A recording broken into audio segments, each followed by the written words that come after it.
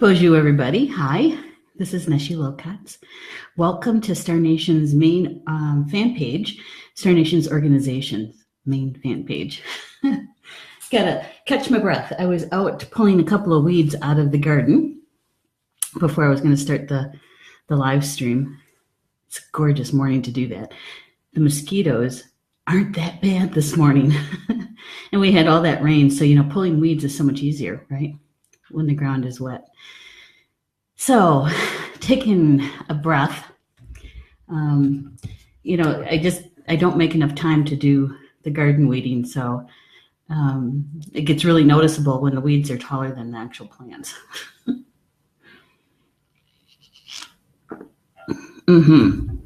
So good Thursday morning to everybody. Good morning, Jocelyn. Good morning, Elise. It's good that you guys are with me this morning. It is a cool morning, but it's beautiful out. We've had some really, really good days here, mornings in Wisconsin. And I was saying that I was pulling some weeds out of the garden, the front garden here, because I came up a couple minutes early. I thought, I've got 5 minutes. I could pull some weeds. And so that's what I did. And it's good. It's good. I was kind of wondering about the mosquito thing, right? And it's like, but they weren't bad at all. Not at all. This morning, the card draw, the energy around it, the sitting down and getting quiet and asking, my team to show me what's most important energy for us to know today for the highest good. And I'm shuffling. And actually 3 cards popped out. And one we've had before, which is kind of, I don't know. I'll explain it when we get there. It's going to be interesting. The other 2 that came out, that mark my place. I'm going to get something to mark my place here. The first one that came out was this one. Kokopelli, about fertility. And this image of Kokopelli is well known around the world. The word Kokopelli is known around the world, which I think is wow.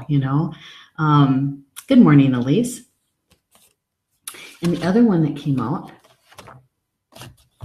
it kind of came out together all at one time, is the Moon Lodge. And these are 2 cards we haven't had yet. The Moon Lodge.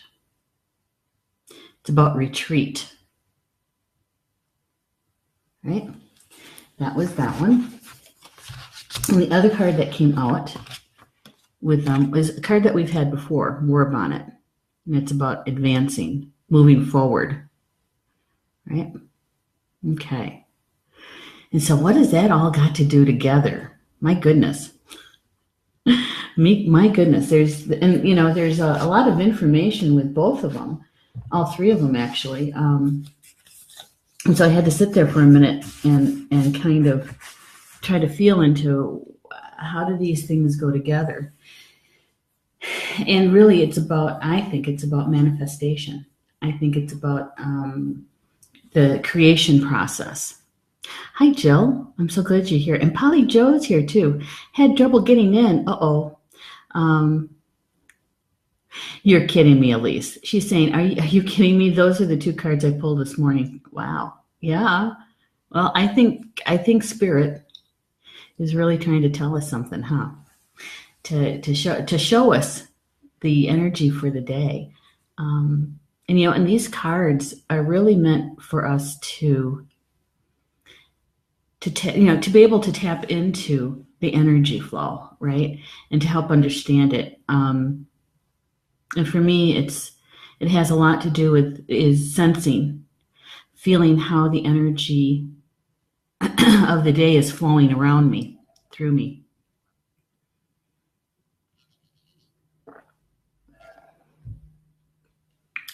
Flowing around through me. And also, am I witnessing it? Is that my role? Or am I a participant in it? An active participant. And so with these two cards, I'm feeling like this is active participation. This isn't just bearing witness to something, right? As I was saying, Kokopelli is well known around the world. You can see the imagery even in Europe. You know, you can see how the energy of the Kokopelli has traveled, and I think it's great that we can share that commonality. And some people kind of misinterpret, I think, Kokopelli. Yeah, I think they do. Because when you think about Kokopelli, you see it on mugs, you see it on towels, bath towels, you see it on coasters. Um, you see the imagery in a lot of places. It's become synonymous with the Southwest, right? Synonymous with Native America. And Kokopelli actually originated in the Southwest. I'll tell you just a little bit about that. Jamie Sams wrote quite a bit about this, and I had a good morning of reading, that's for sure. Oh, absolutely. Hi, Mary. So good to know that you're out there in the chat room, in the live chat with everybody else. And I'm so glad you're here with us and with your sister Elise. We all have our morning to gather here, right? And to share information and ask questions and just to get together and share our coffee, tea, water, juice, whatever it is, to be part of the community, right? Yeah. I'm so glad you guys are here. Polly Jo, did you have problems getting in because of your internet connection, or was it the live stream piece? Just trying to make sure that we have our technology on this end for Star Nations flowing good. So if you could share a little bit about that with me, that would be helpful. So Jamie Sams, for those who don't know, we are using, whoops, upside down, the Sacred Path cards by Jamie Sams. And she wrote this, or created them, published them in 1990. And so when we're reading the information, some of it is timeless. In other words, it could be 100 years from now and it'd still be good information.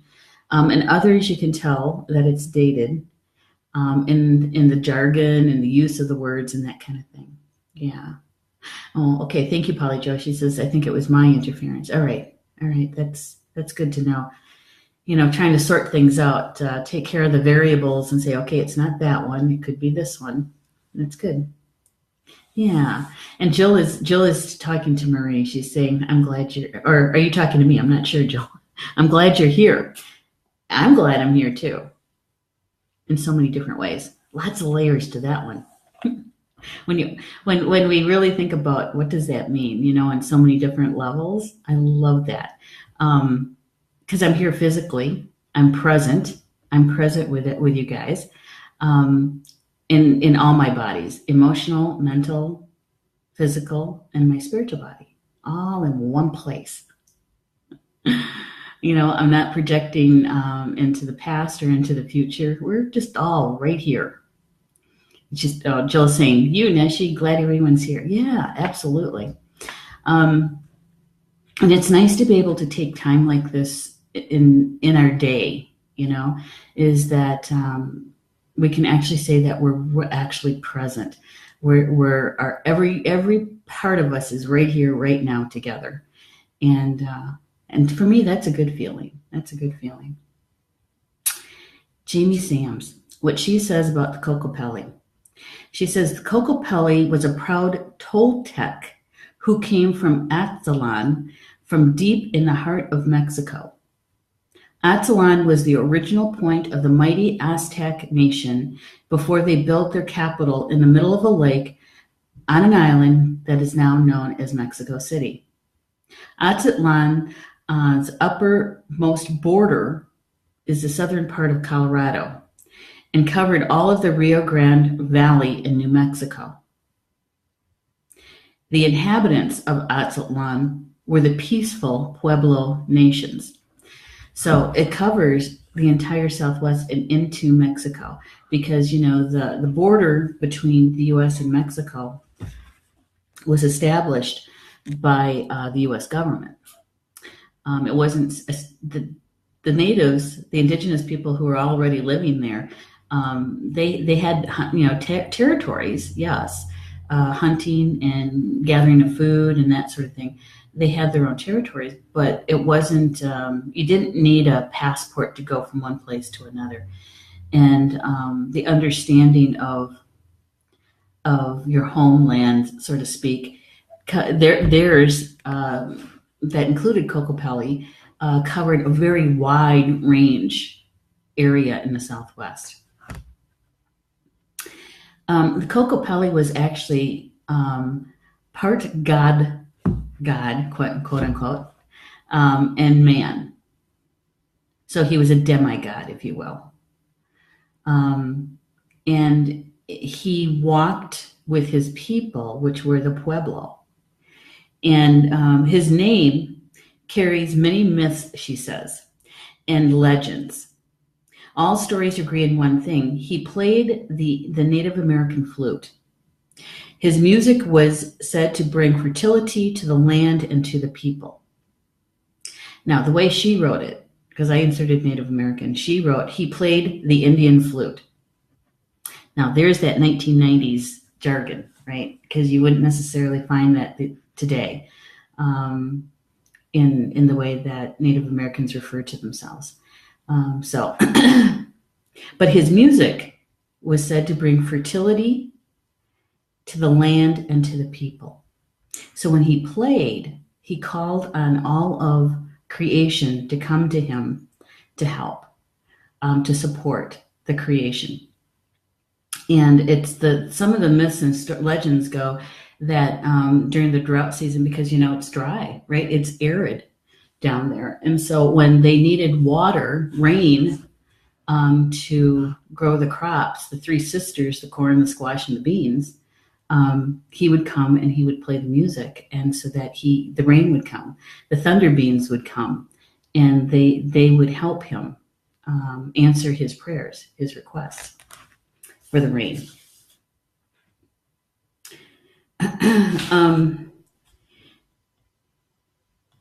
The flute itself is a symbol of the creation. It's the music, right? And it said that he treated his flute as if it were a child. He would wrap it up and he would carry it like it was a child. Now, if we come into modern day and how we put it into the belief systems today, the flute could actually be seen as a metaphor for male energy, right? Right. And so the creation, the flute, and the music in that creation is literally he was making love with nature and the nature spirits, and so that they would be willing and happy to answer that creation. And so the creation would be rain, the creation would be the crops, the creation would be healthy people. Yeah, I like that. I like that a lot. And it kind of reminds me of Pan, doesn't it? For those people who have a belief system in the European pagan beliefs, very similar to Pan. And they say that the picture of Kokopelli, when you look at Kokopelli, he's kind of got the curved back. And some people would say, oh, that was like he was hunched over, right? And the Pueblo, the native people, have the story about Kokopelli that he was actually carrying a sack on his back, kind of like a knapsack, And in there were his creation tools, his sacred tools. And so the depiction of him was drawn as if that was a part of his body, but it was how he carried his sacred tools. his mesa, sort of, when you think about it. Here's a part that Jamie Sams wrote that I really liked a lot. He said, his words carried to the furthest reaches. I'm sorry, got to back up one sentence. When he finished with his flute, he wrapped it like a child in a brightly woven material and offered it to the great star nation. His words carried to the furthest reaches of the pueblo. This flute carries the music of the stars to the great Earth Mother and calls for the thunder beings to make love to her. The union will bring a child to the people who will one day lead them back to the stars through the inner earth from which they came. And seeing the Hopi, that they're the ones with the kivas, right? They believe that humans, they're part of their creation story, is that humans came from the earth. And that and they actually talk about the beings coming from the center of the earth. Yeah, think about that for a minute.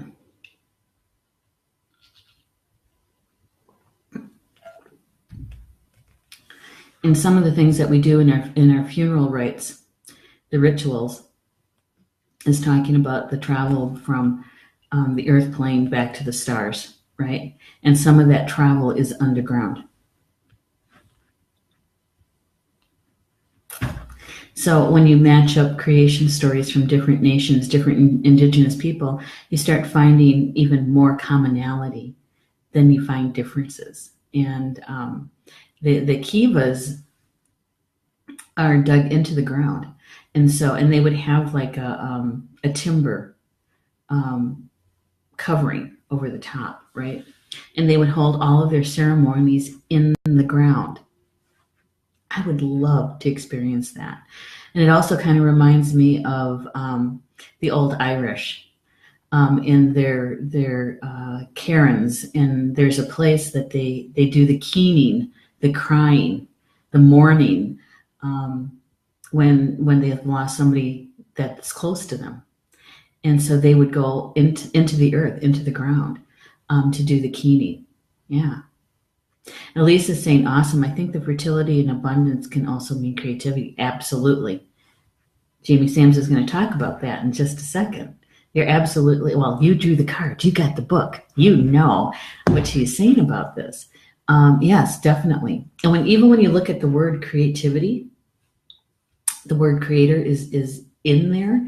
And when we are in, this is my 2 cents, when we are in the creative mode, when we're doing something that we love to do, creation, whether it's painting, whether it's, the stained glass work with Elise, drum making, anything that brings out your creative parts of you, right? Is that it's a direct line to the creator. And that's why we lose track of time and space. You might start a project, start working on something, and it's like, 10 o'clock in the morning. And the next time you look, it's 1 o'clock in the afternoon. It's like, what happened to all that time?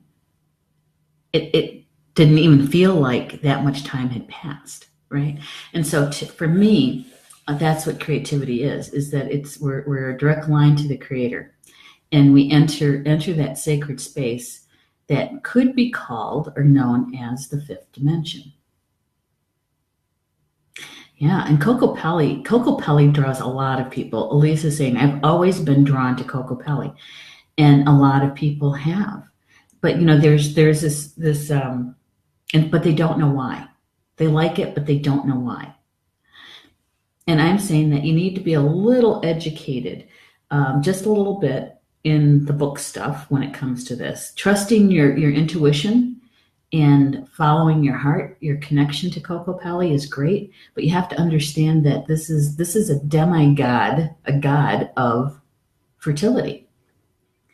And so to really understand that kind of energy and how it can be helpful to you, right? And so that you're creating in a positive way, and in a conscious way. That's what it means to be awake on your spiritual path.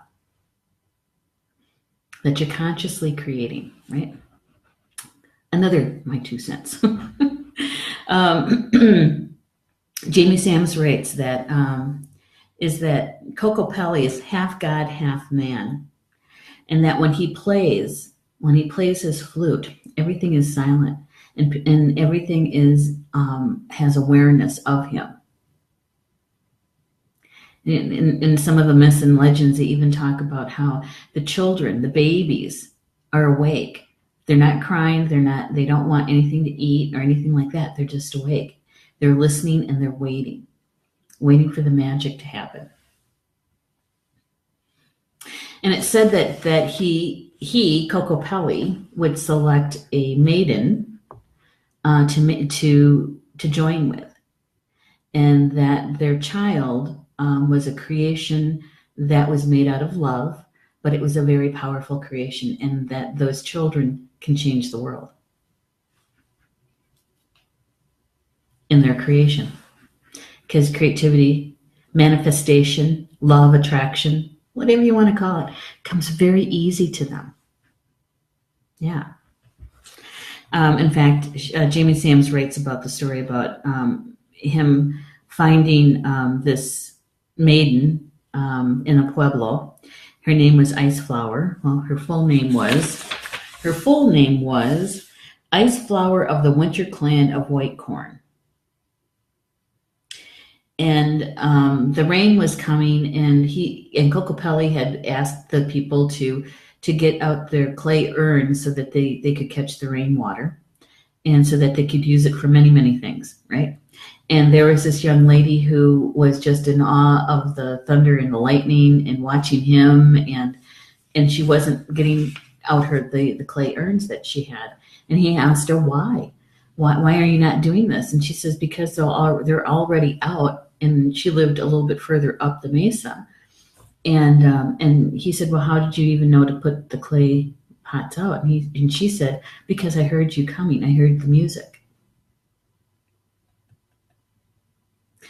And so Jamie Sams writes, Kokopelli placed the flute wrapped like a child in Ice Flower's arms as a symbol that this woman would share his music and his seed.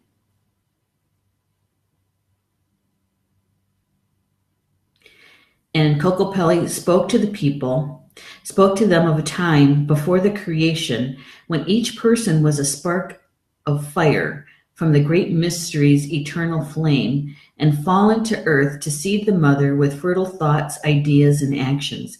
He told them that they would be able, or they would all become like fireflies in the great sky nation on the day when the Toltec and Pueblo bloodlines came together as one. When they came together as one. And that's already happened. The Toltec and the Pueblo. That's already happened. And and here we are talking about the sky nations again, star nations, the sky. And we call the Milky Way the River of Souls.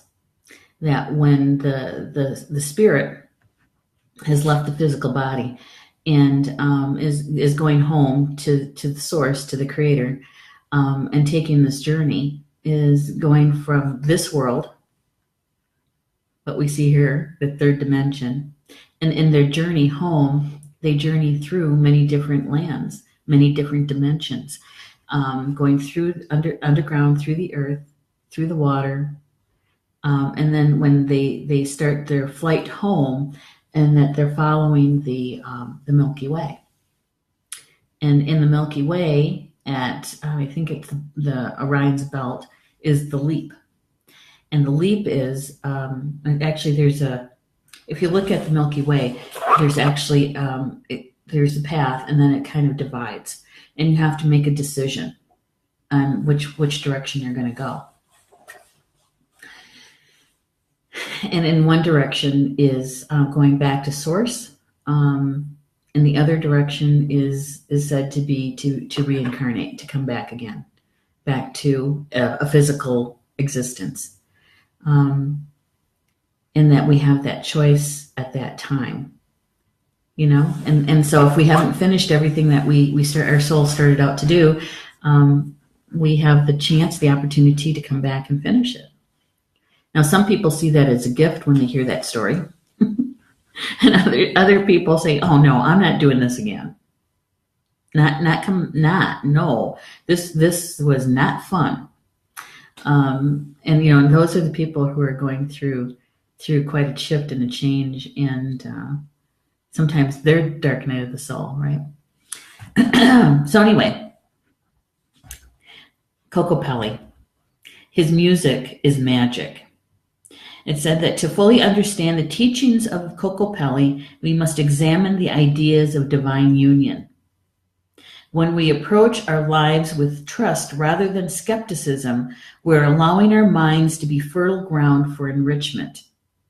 This growth cycle allows each of us to hear the music of our own unique magic, our own unique vibration, our soul song, the vibration that we came in with. So if you're connecting the dots to see how this all kind of comes together into your current life right now, and all the work that you're putting into healing your mental and emotional traumas, your physical traumas, so that your vibration gets closer and closer to your original vibration that you came in with. Yeah, that's what they're talking about. So that you can hear your own unique magic, your soul song. That's what we're doing. And Elise, that's about the creation part, because we're creating every single day, every moment, our thoughts.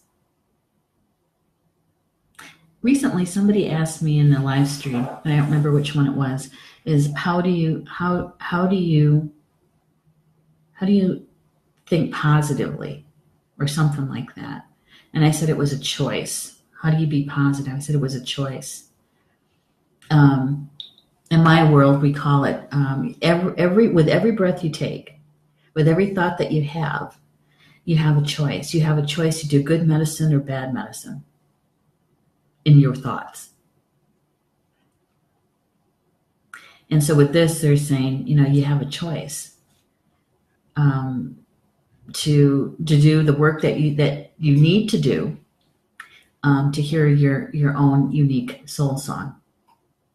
Yeah, pretty cool, huh? Elise, oh my God, are you telling me I might come back? With my luck, I'll come back as myself. That's really scary.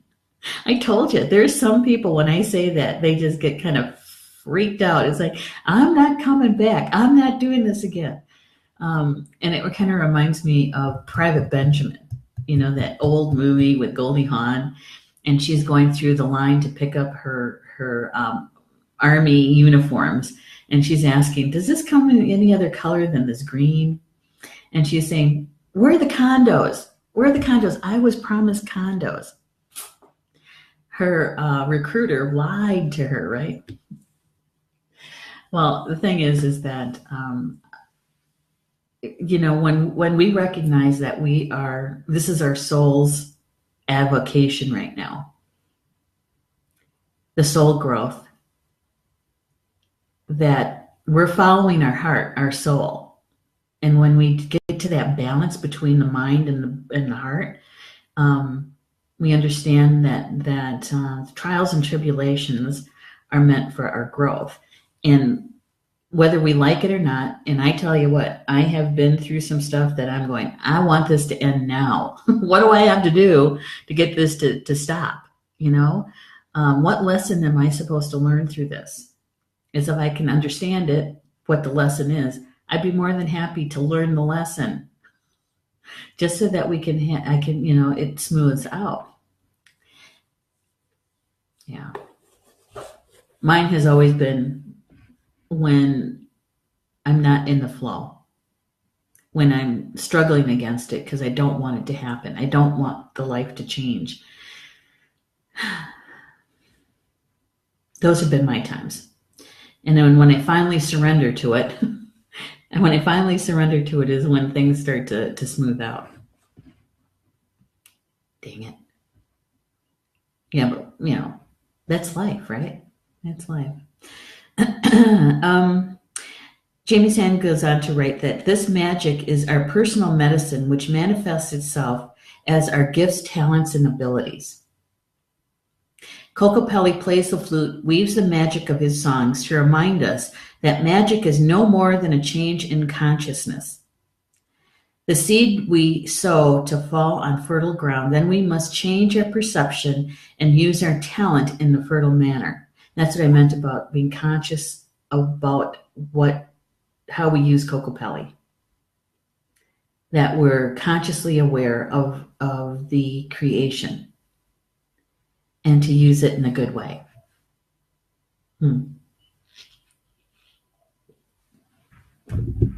To understand what and who Kokopelli really is. Now, if we've drawn this card, Jamie Sams is writing. She says, if Kokopelli has lured you with his magical flute, it's time to listen to his song. The song is one of fertility. You're being asked to use your talents to create fertility in some area of your life. If things have been slow moving, Kokopelli's song is saying that whatever you intend to plant at this time will be very productive for you. Planting seeds for the future takes effort on your part. So now is the time to use your skill and resources to make this magic work. And so you're really co-creating with Kokopelli, right? You're co-creating. It's in that divine union. Now, the divine union is sometimes we can see it outside of ourselves when we watch nature in its creation. That's bearing witness to it because we're a part of it by witnessing it. But the divine creation is also within us. It's the coming together of, for me, this is the way I put it, is Grandmother Earth and Grandfather Sky when they meet in our high heart.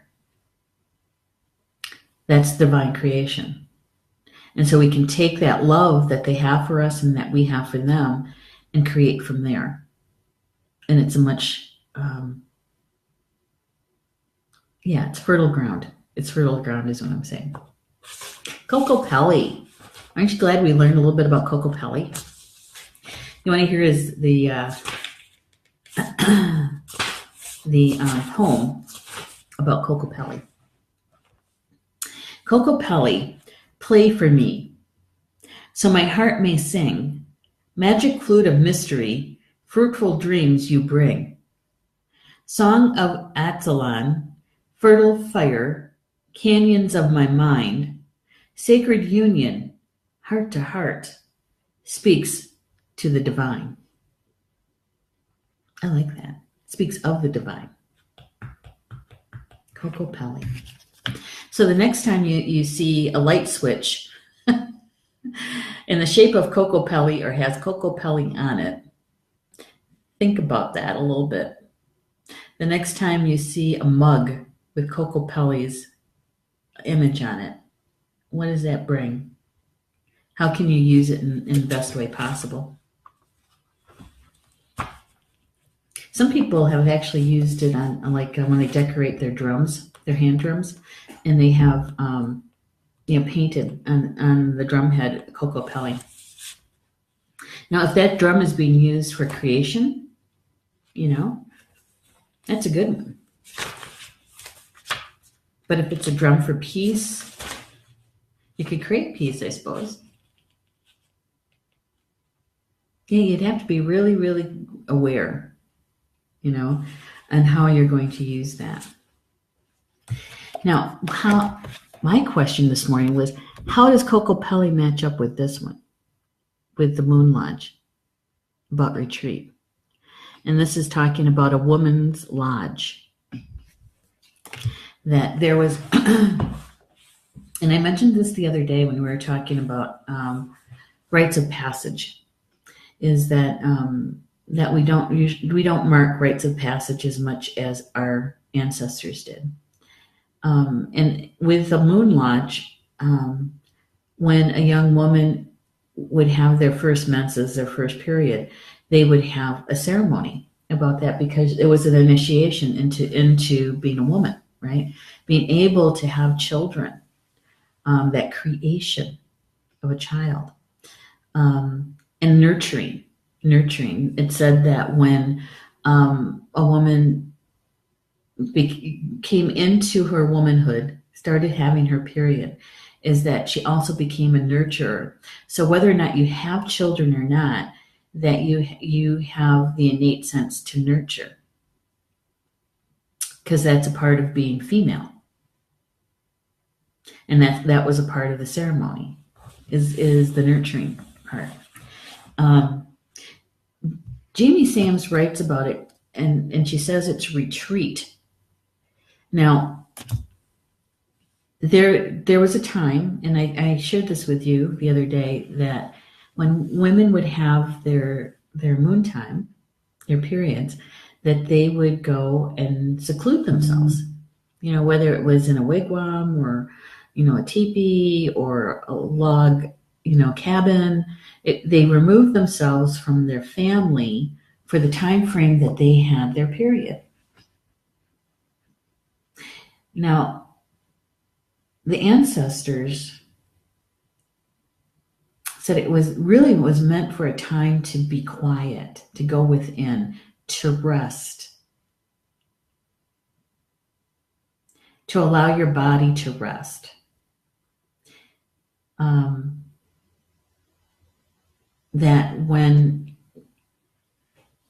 the other parts of your life, when you don't have your period, that's a time to be active. That's a time to create. That's a time to be actively participating. When you're on your moon time, when you're having your period, you can't have a child.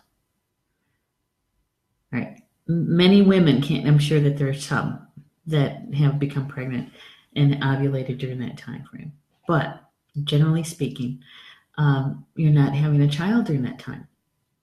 And so all of your energy is not going to that kind of creation.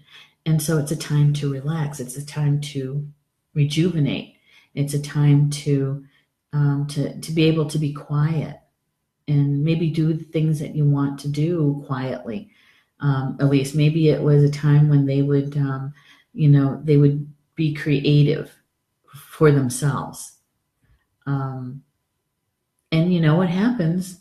It's scientifically proven. We could have told them that before it was tested. Is that when women live together in a community, a close community, that their periods tend to sync up. That they tend to have their period right around the same time, right? And so you would have this group of women, clans, your relatives, in the Moon Lodge nearly at the same time, right? And so I wonder what those women talked about during that time frame. Maybe they were quiet. That's true. But I wonder what the conversation was like, how they supported each other during that time when nobody else was around but them. The men weren't in the lodge. They didn't go anywhere near the lodge. The meals were brought to them by the grandmothers or by young children, young women, prior to having their period. And but other than the food time and bringing them, nutritional things, they were pretty much on their own. So it was about that Moon Lodge was about a time to rest. And when we pull that together with the Kokopelli card, to me that has a lot to do with is taking the time to quiet time, to connect with your spiritual team, with the Creator, and decide, how do you want to create? What do you want to create? How do you want to create it? and to be able to take that quiet time to do that. We don't get enough of that in this world, in this modern time. We say that we're going to take a retreat, and what do we end up usually doing? Being active during that retreat, unless it's I've been to retreats where they're silent, and they might have yoga, but that's all silent. A weekend of that. I haven't done that in a long time, but that's what they're saying. What the energy is saying is that taking the time to be able to create these two cards. Oops, try to do this with one hand. There we go. These two cards. Kokopelli is about fertility. The Moon Lodge is about a time when you're not fertile. It's about retreating. I think it's about preparing for that fertile ground to create. That's what I think. So what are we creating? When are we creating it? How are we going to do it? And tapping into our spiritual team for assistance. That's what I think that's about. And the other card that we had gotten was the War Bonnet. It's about advance. And how the warriors were trained, and how they got their feathers for their war bonnet was they were in service to their people, protecting their people, providing for their people. So if you connect the dots for yourself and how this energy that we asked about what's important for us to know today, I think it's important for us to know, to be aware of how we create, to take the time away, to be quiet, to retreat, to formulate, to tap into spirit and say, what's the best way that I can do this? This is how I want to express my gifts, my talents, my education. This is how I want to do it. Show me how I can do this in a good way. How can I create this? That's for an example. And when you get a direction that resonates and you get excited about it because you can feel it, right?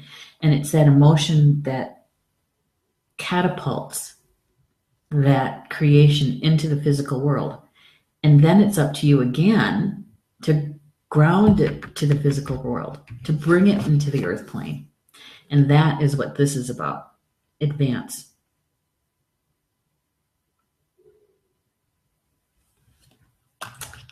Because when you use your gifts, your talents, your education, your experience, generally speaking, you're usually in service to your people, whoever that is, your community, your family. Somehow you're providing a service to them. Even if it's, the offer of a stepping stone from my garden, Elise, that is a service. One that is much appreciated. So that's how I think those cards go together. And Jamie Sams wrote a lot about the Moon Lodge, and taking the time to connect to the earth. That women have a certain connection to the earth that men, the male energy doesn't really have. It's all needed, but we have a special connection to the earth because the earth is female and she creates. She has children, right? And she nurtures. Now, there's one thing that Jamie Sams wrote in here that I'd like to cover before we end for the day. And it's something that is can be kind of uncomfortable for especially Native women, Indigenous women. And so for at least one generation, we have been trying to educate people about this word and why it is not a good word to use in reference to Native women. Okay. And when I say it, you're all going to recognize it. And it's the word squaw. It's actually, it's not a good word to use for Native women. And a lot of people don't even know where it derived from and what it really means, right? And I like that Jamie Sams wrote about this. I like it. She says that the word squaw has spread across Turtle Island, which is North America, United States, right? There's lakes with the name. There's roads with the name. There's mountain passes with the name. It went across from coast to coast, north to south. And she says that the word was adopted and moved west. In truth, she writes, this word is a defamation of woman. It comes from the Algonquin word. Now, I don't speak it, so I'm going to try it, okay? I might be mispronouncing this. Nuezqua,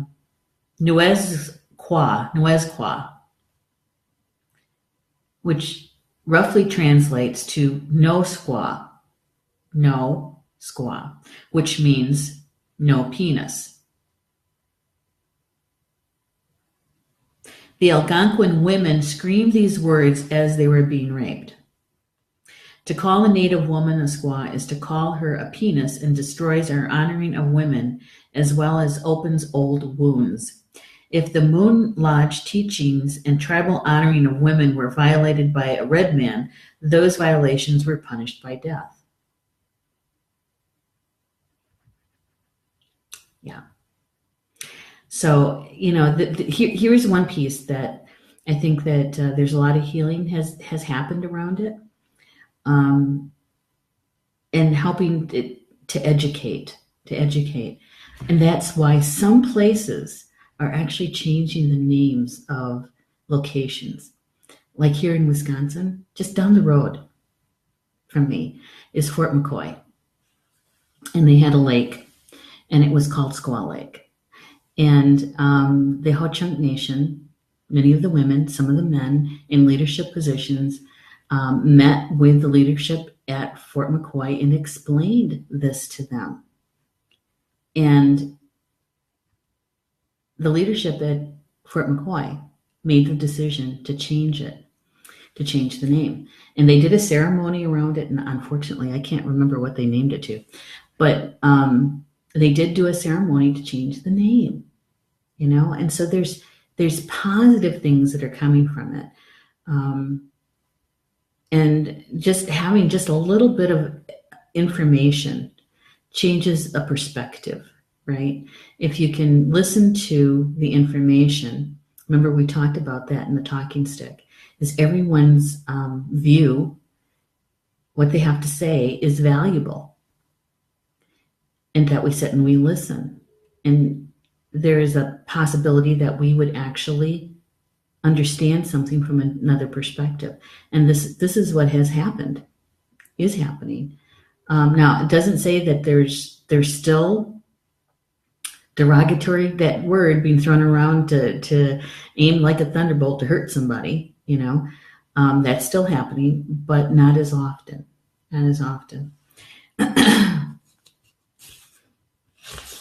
Yeah, there's probably a whole lot more we could say about that when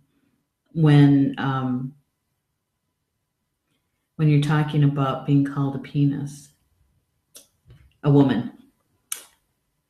All right. So what she's saying is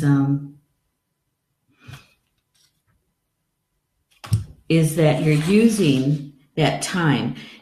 She's saying that each enters the silence of the heart to discover the beauty of retreat and receiving. The Moon Lodge can be a symbol for men and women alike. Retreating and digesting the feelings of life's experiences have created is very healing. So both male and female. Now, when you think about that, we're talking about the physical body. But when we talk about, let's say you go to a spiritual retreat, right? And you get this information and it has helped you in your soul's growth. you take some time to integrate it, to sit with it for a while, to let it work its way through you and into your life. That is a lot like the Moon Lodge, because we tend to be quiet. We tend to be in meditation more. It's taking the time to be quiet and to listen. And so that happens for both men and women. It's that balance. So the application of the card of the Moon Lodge is about taking time to be quiet, to retreat, to be still, to take a break, to replenish your own energy, to honor yourself and your change. That retreating and being quiet is not a weakness, it's actually a strength. And she says, remember that miracles can happen when you repose and allow yourself to come to your new starting place in a gentle way. So that's my 2 cents.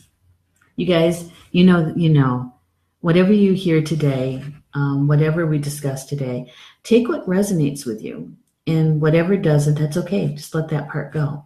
Just take whatever it was that resonated with you and see how that unfolds for you today. The poem, Moon Lodge, place of receiving, time of going within, observance of body cycles, renewing life again. Retreating in silence, sacred black lodge of the West, woman, child, and grandmother, Earth Mother gives you rest. Gives you rest. Oh my gosh, that was a lot. That was a lot to filter through and share. I hope you guys have a really good rest of the day, Thursday. Enjoy yourself. Take some time to rest, maybe. You know, I should take my own advice, right? Go take a nap. We got some stuff really good going on here today. A good friend of mine who is a shamanic healer, she her studies came from the South America, and she's meeting a client here because it's convenient for the client, and for her it's kind of a central place to meet. And so they're going to be using our space here for a healing session, which I think is, you know, holding space for them is going to be an honor. And and then we're still working on the June magazine issue. We're getting close. We're getting so close because we publish on the 10th. And I just got a couple of more things I've got to do before we can test the magazine to make sure it's good to go on the 10th. And so, yeah. And of course, then there's always being with Mom. Oh, thank you for being with me today. I appreciate it. And hopefully some of the information that you heard was helpful, and just our time together being enjoyable. Okay. Enjoy the rest of your day, and we'll see you tomorrow for the card draw. So Bama Mina, until we see each other again.